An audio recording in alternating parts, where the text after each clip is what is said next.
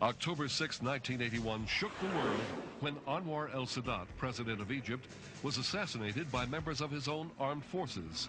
Sadat, who had recently made peace with Israel, was attending a military parade to commemorate the 1973 Yom Kippur attack on Israel.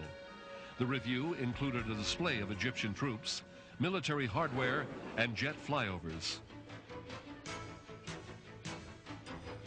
While Sadat watched the air display, a truck with soldiers stopped. Men dressed in Egyptian army uniforms threw stun grenades at the reviewing stand, and then they opened fire with automatic weapons.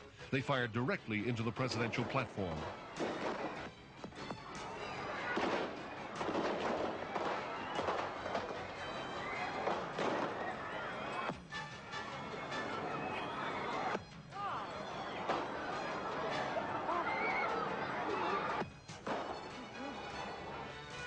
Sadat's security force returned fire, but the attack happened so quickly that their response was too little, too late. 11 people were killed, 38 injured.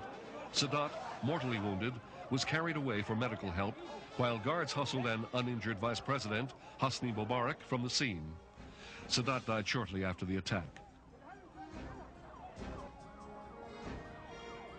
Other Egyptian officials and foreign ambassadors were thrown into government cars and whisked away to safety.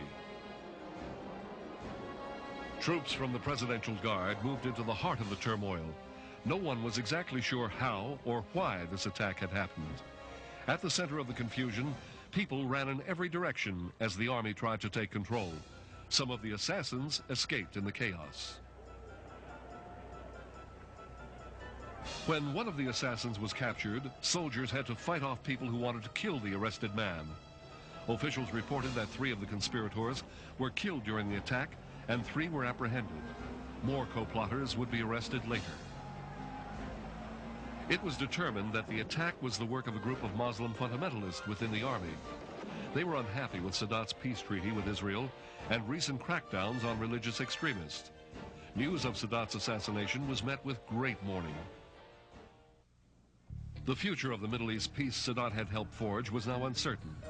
The pact Sadat made with Israel's Prime Minister Menachem Begin, brokered by United States President Jimmy Carter, could have unraveled. The 2 agreements, returning Israeli-occupied territory to Egypt and the ending of all hostilities between the 2 countries, were in question. President Reagan sent former presidents Nixon, Ford, and Carter as his personal envoys to Sadat's funeral.